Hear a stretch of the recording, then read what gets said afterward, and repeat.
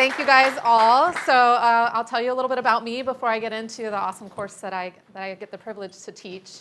So my background, I did chemical engineering at Berkeley, this little school across the bay. Yes, go Bears. I did that. I've always been interested in energy I've always been interested in the environment. I grew up in Houston, Texas. My dad actually worked for an oil company, oil company called Exxon. You might have heard of it. But I always grew up interested in the environment. If any of you have ever been to Houston, air pollution is a major problem there. And not that it should be. It's a major problem because there's a lot of industrial processes. There's a lot of cars, transportation. Everything is far away from each other in Houston. It was a 20-minute drive just to get to my high school kind of thing.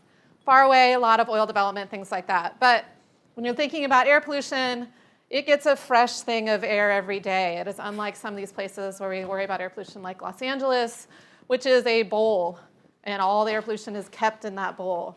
But you get similar air pollution problems. So I grew up in a place where we had ozone days, where we weren't allowed to go outside and play because the ozone was so bad. It would be too bad for our lungs. So that's where I started. I went into chemical engineering, wanted to work on some of these problems. My thought process at the time, coming in as an undergrad, was thinking, hey, the problems are a lot in industry, so that's where the solutions are. So if I do chemical engineering, I can work in the chemical industry and be part of the solution from inside the industry. That was my thinking. So I did that. I got my degree. I did a couple summers in an oil refinery. I worked for 4 years for Dow Chemical making chlorine. So you saw chloroalkali, one of the things that they were talking about. I worked as a production engineer making chlorine for about 4 years. The way you make chlorine is you electrocute salt water. So you electrocute salt water, you get chlorine, you get caustic, and you get hydrogen. Actually, that's one of the things they were talking about as a byproduct. So if you want to talk more about industry, I could talk more about that with you individually. But I really gained a lot of experience. I really found there was a lot of solutions you can do inside industry. I was surprised, actually, of how inefficient industry was. So there's a lot of ways to improve energy efficiency at a massive scale. But I didn't feel like I got to make the kind of impact and work on the kind of things I really wanted to do, even though I was doing these energy efficiency things. So decided to come back. I got my master's and PhD here at Stanford in the civil and environmental engineering program in the atmosphere energy emphasis. So I came in as a master's student, knew I wanted to do a PhD. So those of you who want to do a PhD, start talking to the professors you want to start talking to. I got to work with Mark Jacobson and was still in this air pollution realm. I still thought air pollution is really what I want to work on. I got the privilege to take the precursor to this class, my first quarter here. It used to be called Energy Resources. Now it's called Understanding Energy. And it really changed my perspective. It changed my trajectory completely. And I said, I don't want to be working on air pollution. That's the problem. I want to be working on the solutions, right? Solutions are in energy. That's the source. That's the source of the problem, and that's where the solutions are. Studying air pollution, we know enough to know that we need to be doing something about it. We know enough about climate to know we need to do something about it. Changed my total perspective taking this course. And so I became not just an air pollution person, but an energy person. So although I did my PhD in air pollution modeling, some very detailed chemistry stuff, I applied it to be looking at biofuels. Okay, how is biofuels going to impact human health? How is that going to impact the air pollution in our cities, things like that. So just applying my knowledge and my center to an energy problem. And that's kind of how I made the pivot. So then I did a postdoc at the Precourt Energy Efficiency Center and really looking at sustainable transportation, not only looking at biofuels, but also, and policies related to that, but also looking at new modes of transport. So then I got to look at things like car sharing and ride sharing and Uber and Lyft, which was really happening right then. So that was really exciting. So that's my background. I got to start teaching this class in 2015. And I say, you'll see that it's not just me that teaches this class, it's a we. So we mentioned Kirsten Stasio and Jane Woodward. We teach this together. Jane has been teaching this class for about 30 years. So when I took it, she was teaching it with other co-teachers. And you will get to meet her tonight. She is a force in this area in energy. And so it's a privilege to come. You guys get to go to her house tonight. That's where we're having dinner. It is awesome, and you'll get to see her and see how passionate she really is about energy issues, educating everybody so that you guys can all go make a difference too. She is amazing and a force, and it'll be great for you guys to meet her tonight. So be sure to take some time to talk to her. Okay, so that's enough about me. Let's talk a little bit about understanding energy. So cool that I get to just talk to you guys about the class that we teach for the next half hour, and some other things that we teach in the class. So we teach understanding energy fall and spring now, so and then a lighter version kind of in the summer. So there's a couple people that have taken our summer course that are here with you this week, so you can always ask them about it. And it includes some different aspects, which I'll talk about. It's not just coming in and lecturing to you guys. We do field trips, which are sometimes the most impactful part of the course, and so we'll talk about the field trips we go on. And workshop is an optional unit that we really get kind of to dig into some of the topics, and we do group projects just within the weekly meetings that we have for workshop. All right, so why do we teach this class? I said that Jane's been teaching it for 30 years. She took a version of this class that was taught in the 70s and 80s. So a version of this class has been taught for a long time at Stanford. And for Jane, it was impactful in changing her from a geological engineer into an energy person. And so she became super passionate about it. She will tell you about the company she runs and the energy investments they do and the royalties. But she's been teaching it for 30 years because she's passionate about this. And so we do this because we feel like understanding energy, once you understand it, understand the energy systems, you can make better decisions personally, professionally. You guys know this. That's why you're here, right? Energy matters for all sorts of reasons, which we'll talk about. So the class is very much about providing context for all the different ways we use energy and all the different impacts they have on economics, on markets, on social, on environment.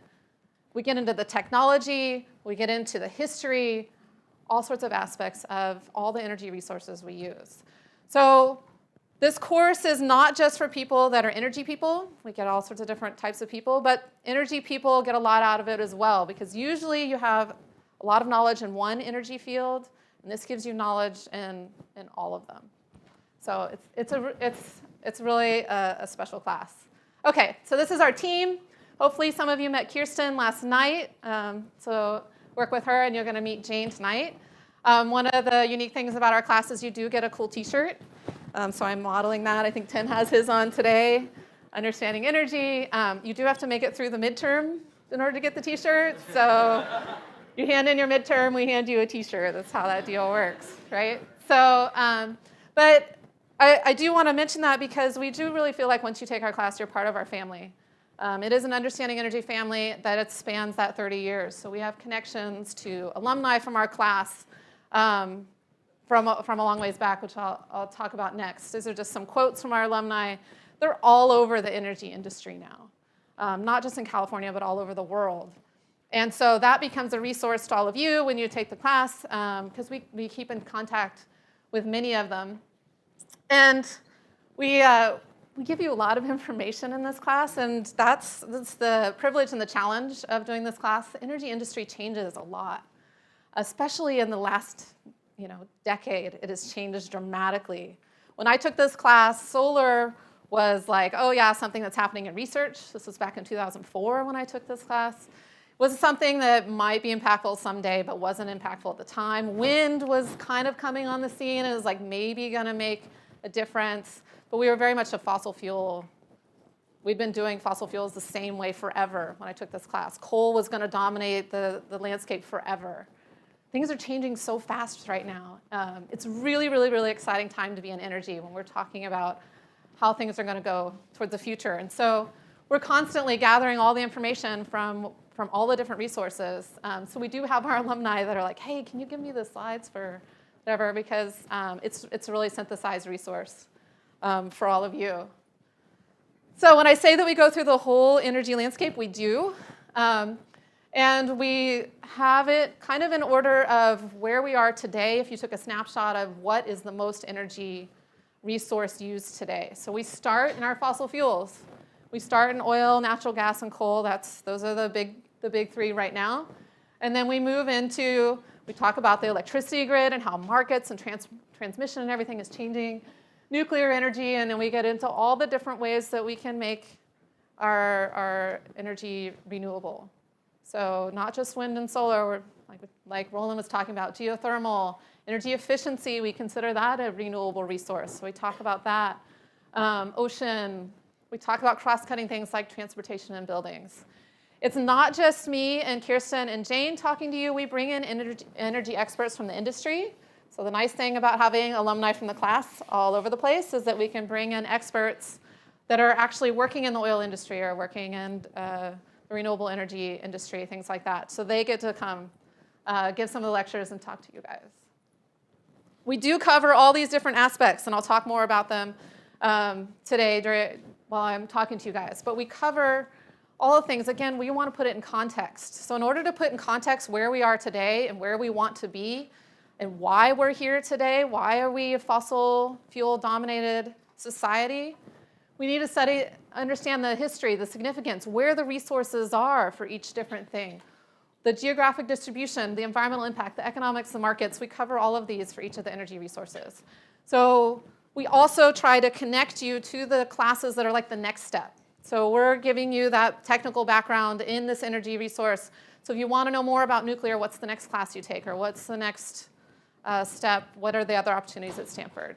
So we're trying to be that connective tissue, just like this week kind of is for you guys, in terms of what you can do on campus and beyond. Okay, field trips, which are like some of the more fun stuff that we do. A lot of our students say this was part of the most impactful part of the course is going on field trips. We offer about 8 field trips a quarter. As a student, you have to go on 2. What's special about these field trips is these are not things that are open to the public. So these are all personal connections that primarily Jane has, Kirsten has, from working in the energy industry, from being doing this class for so long. Some of these field trips, we've been going on for the last 30 years to do these field trips. This is the time to actually go into an oil field and watch the oil be pulled out of the ground and talk to the people that are doing it. We go to a wind farm. They shut down a wind turbine for us. We get to go inside and look at it. We get to watch it start back up. We go to a nuclear power plant. There's only one that's still operating in California. But we go down and we go through the 2 hours of security that it takes to get into a nuclear power plant and actually get to go in a nuclear power plant and talk to the people that work there and wind your way through all of the army and military that's guarding the nuclear power plant. We go to a retired nuclear power plant that's now a solar farm. So we get to talk to the people that worked the nuclear power plant, that decommissioned the nuclear power plant, what it takes to shut it down, and then what it is now that they're operating it as a solar farm. So reusing that electricity infrastructure, but now providing the electricity with solar rather than nuclear. Just some examples, some of the fun ones sometimes we go to the Tesla Fremont factory. We also go to the Gigafactory in Nevada. That's a long trip, but totally cool. You get to go see the batteries that Tesla is making inside the Gigafactory in Nevada. So this is part of the experiential part of being able to talk to the people that are actually doing the different energy resources, the different industries. So really fun, look forward to that.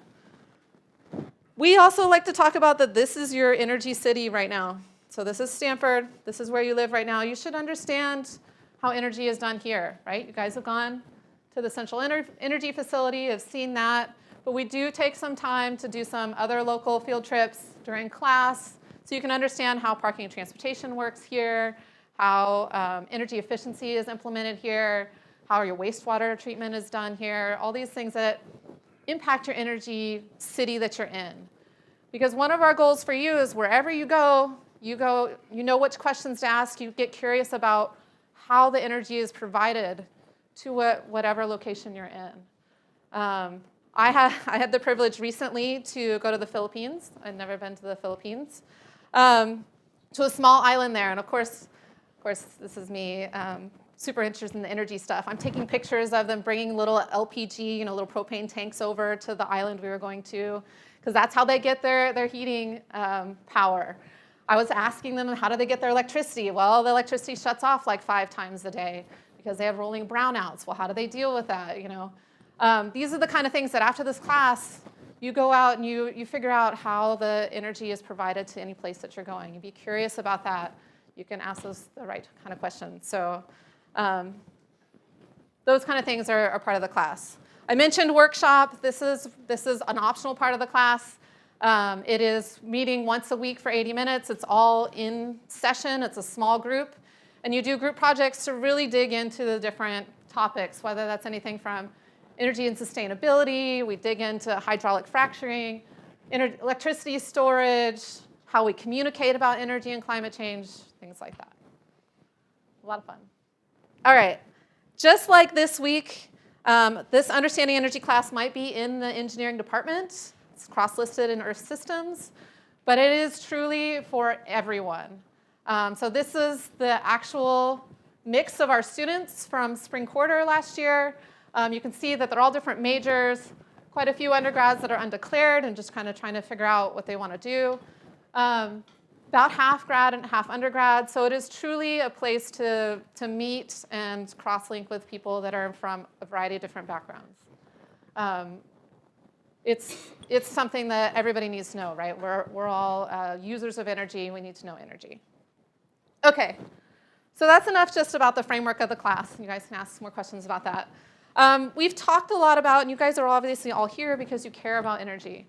There are different reasons that we care about energy. We've talked a lot about climate and how we have 10 or 20 years before, I don't know, a disaster. But there's lots of other reasons we care about energy as well. So I'm not going to talk about the climate one because, you guys, we've already talked about that this week. But there's other reasons we care. There are economic reasons. There are social reasons. There are other environmental impacts of energy use or political reasons. All of those are reasons that we come at the energy problem. So let's just take the economic one for an example. Who wants to explain this equation? Simple economic equation. What does this mean? I know, it's after lunch. Come on, guys.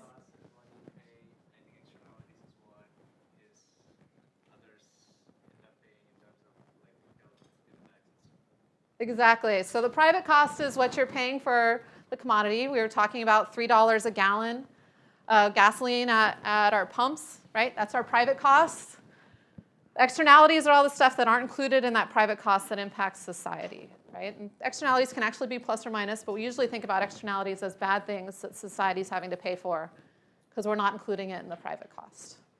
So just an example of that, oil. We were talking about oil being $3 a gallon. Well, that doesn't include all sorts of externalities that oil it impacts society, right? This cartoon is just illustrating one of those potential impacts. This is talking about defense and defending US oil resources, but there's a lot of other externalities with oil that aren't included in that $3 that you're paying at the pump, right? There are things with air and water pollution, climate change, land use. A lot of those things are just borne by society and not included in your private cost. So what can we do about that? How can we make the private cost a little better? I think George Schultz talked a lot about how can we make private costs really reflect more of these social costs? Carbon tax. Carbon tax is a pretty obvious one, right? If we have a carbon tax, then we're taking some of those externalities, putting them in the private cost of the goods that we're getting, right? So all sorts of taxes, subsidies, these are just listing some of the ones that are related to oil. Unfortunately, some of these are moving those externalities and private costs, and some of them move them the other way. I think we heard a little bit earlier this week about how important regulation is and how incumbents will often have a big impact on the kind of laws that we have and the regulations we have. And so, big industries like the oil industry have had an interest a long time in having some subsidies. So the externalities aren't always being put into the private cost. Sometimes we're using social money, government money, and actually making some of these products cheaper. So it depends. But economics is certainly one of the reasons we care about energy. Oil imports, which we just kind of implied, complicates foreign policy and trade, especially here in the US because we are so dependent on oil in the US. So who knows who the #1 import country is to the US in terms of importing oil? Who do we import the most oil from here in the US? Canada, okay? Canada, by far. We get most of our oil from Canada. When you listen to the news, you might not think that. We hear a lot about Saudi Arabia and other countries, OPEC countries, right? Canada is the biggest one. This is good in the sense that we tend to be pretty friendly with Canada. It has some negative implications. What might be bad about getting oil from Canada? Anybody know anything about oil from Canada? Tar sands. Super energy intensive way of getting oil, right? So a lot of that is very energy intensive oil. So if you're worried about carbon per gallon of oil, very, very energy intensive. Very, very big climate impacts. And you could talk about the land and the water impacts and things of getting that oil from Canada. So it kind of depends on what you're most concerned about, right?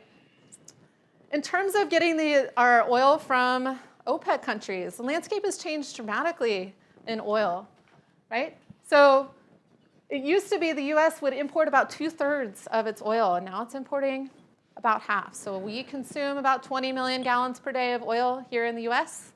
We're importing about 10 million gallons. We're actually exporting about 5. So our net imports have gone down a lot. And the US is now the #1 oil producer and the #1 oil consumer in the world.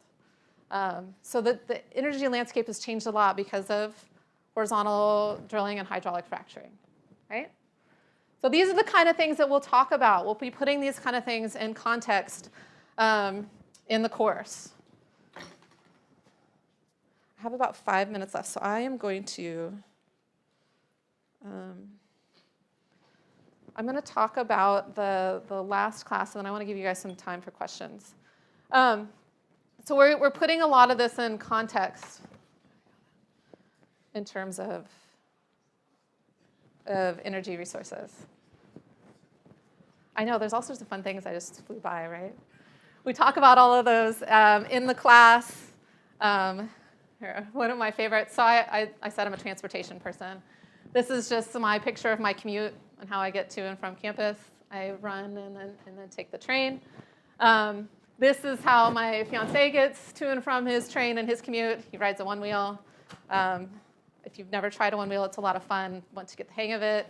Do not wear heels on a one-wheel. It's really hard. Okay, flat shoes, skate shoes, best option. And I'll just say this is the revolution I'm most excited about.